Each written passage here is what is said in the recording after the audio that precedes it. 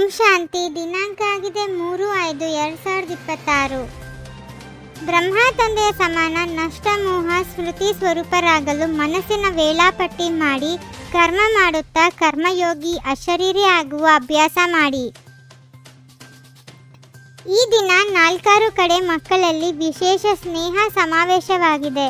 ಈ ದಿನಕ್ಕೆ ವಿಶೇಷ ಸ್ನೇಹದ ದಿನ, ಸ್ಮೃತಿ ದಿನ ಎಂದು ಹೇಳುತ್ತಾರೆ. ಎಲ್ಲ ಮಕ್ಕಳ ಹೃದಯದಲ್ಲಿ ತಂದೆಯ ಸ್ನೇಹದ ಚಿತ್ರ ಕಂಡುಬರುವುದು ನೋಡಿದ್ದಾರೆ ಮತ್ತು ತಂದೆಯ ಹೃದಯದಲ್ಲಿಯೂ ಪ್ರತಿಯೊಬ್ಬ ಮಗುವಿನ ಪ್ರತಿ ಸ್ನೇಹದ ಚಿತ್ರ ಸಮಾವೇಶ ಆಗಿತ್ತು. ಈ ಪರಮಾತ್ಮನ ಸ್ನೇಹ, ಈಶ್ವರ್ಯ ಸ್ನೇಹ ಕೇವಲ ಸಂಗಮ ಯುಗದಲ್ಲಿಯೇ ಅನುಭವವಾಗುತ್ತದೆ. ಬಾಬ್ದಾದರವರು ಸರ್ವ ಮಕ್ಕಳಲ್ಲಿ ಸ್ನೇಹದ ಅನುಭವ ಬಹಳ ಸಮಾವೇಶವಾಗಿರುವುದು ನೋಡಿದ್ದೇವೆ. ತಮ್ಮೆಲ್ಲರ ಜನ್ಮಕ್ಕೆ ಆಧಾರ ಸ್ನೇಹ ಆಗಿದೆ.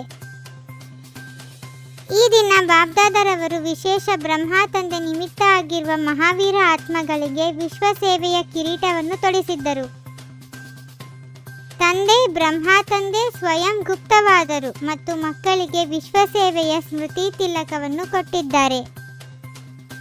ಪ್ರತಿಯೊಬ್ಬ ಮಗು ಸ್ನೇಹದಲ್ಲಿ ಸಮಾವೇಶ ಆಗಿದೆ. ಈ ದಿನ ವಿಶೇಷ ಸ್ನೇಹದಿಂದ ಸಮರ್ಥತೆಯ ವರದಾನವನ್ನು ಪ್ರಾಪ್ತಿ ಮಾಡಿಕೊಳ್ಳುವ ದಿನವಾಗಿದೆ. ನಾಳೆ ಏನಾದರೂ ಆಗಬಹುದು, ಆದರೆ ನಾನು ಎವರ್ ರೆಡಿ ಆಗಲೇಬೇಕು ಅಂದಾಗ ಇಷ್ಟು ತಯಾರಿಯ ಅಟೆನ್ಷನ್ ಎಲ್ಲರಿಗೂ ಇದೆಯೇ? ತಮ್ಮ ಕರ್ಮದ ಲೆಕ್ಕಾಚಾರವನ್ನು ಸಮಾಪ್ತಿ ಮಾಡಿದ್ದೀರಾ? ನಾನು ಮಾಡಿಸುವಂತಹ ಆತ್ಮನಾಗಿದ್ದೇನೆ ಮತ್ತು ಈ ಕರ್ಮೇಂದ್ರಿಯಗಳು ಮಾಡಿಸುವಂತಹದ್ದು. ಈ ಮಾಡಿಸುವಂತಹ ಸ್ವಮಾನ ಕರ್ಮ ಮಾಡುತ್ತಾ ಸ್ಮೃತಿ ಸ್ವರೂಪದಲ್ಲಿ ಇರಲಿ.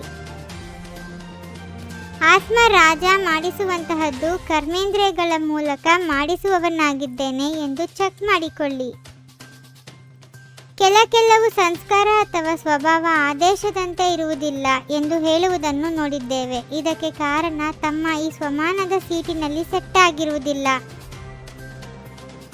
ಒಂದು ಆತ್ಮ ಮಾಲೀಕ ಆಗಿದೆ, ಸರ್ವಶಕ್ತಿವಂತನ ವರದಾನ ಸಿಕ್ಕಿದೆ. ಆ ಸ್ವರೂಪದಲ್ಲಿ ಸ್ಥಿತರಾಗಿ ಮಾಲೀಕನಾಗಿದ್ದೇನೆ, ವರದಾನವಿದೆ. ಎರಡೂ ಸ್ವರೂಪದ ಸ್ಮೃತಿಯಲ್ಲಿ ಇದ್ದು ಆದೇಶ ಮಾಡಿ. ಕೆಲವೊಮ್ಮೆ ಎಂಬುದು ಬಂದು ಬಿಡುತ್ತದೆ. ಈ ಕೆಲವೊಮ್ಮೆ ಎಂಬ ಶಬ್ದ ತಾವು ಬ್ರಾಹ್ಮಣರ ಡಿಕ್ಷನರಿಯಿಂದ ತೆಗೆದುಹಾಕಿ ಈಗೀಗ ಹಾಜೀರಾಗಿರಬೇಕು.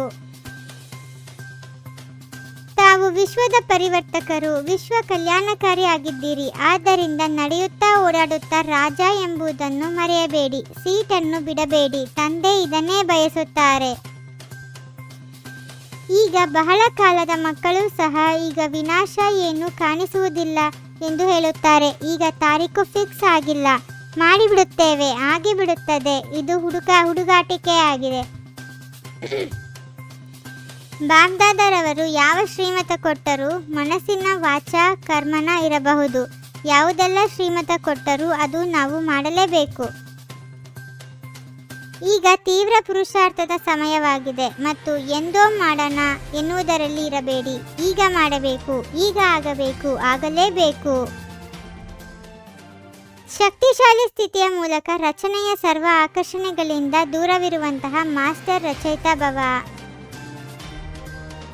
ಯಾವಾಗ ಮಾಸ್ಟರ್ ರಚಯಿತ, ಮಾಸ್ಟರ್ ಜ್ಞಾನಪೂರ್ಣನ ಶಕ್ತಿಶಾಲಿ ಸ್ಥಿತಿ ಅಥವಾ ನಶೆಯಲ್ಲಿ ಸ್ಥಿತರಾಗಿರುತ್ತೀರಿ, ಆಗಲೇ ರಚನೆಯ ಸರ್ವ ಆಕರ್ಷಣೆಗಳಿಂದ ದೂರವಿರಲು ಸಾಧ್ಯ. ಮನಸ್ಸಿನ ಸ್ಥಿತಿಯಲ್ಲಿ ಇಷ್ಟು ಹಾರ್ಡ್, ಸಮರ್ಥ ಆಗಿರಿ. ಅದರಿಂದ ಯಾವುದೇ ಪರಿಸ್ಥಿತಿಗಳು ಅವರನ್ನು ಕರಗುವಂತೆ ಮಾಡಬಾರದು. ಓಂ ಶಾಂತಿ. 21 ಜನ್ಮಗಳಿಗೆ 21 ಪರಮಾತ್ಮನ ಮಹಾವಾಕ್ಯಗಳನ್ನು ಆಲಿಸಿ ಹಾಗೂ ನಿಮ್ಮದೇ ಆದ ಈ ಚಾನೆಲ್ಗೆ ಲೈಕ್ ಮಾಡುವುದನ್ನು ಮರೆಯದಿರಿ.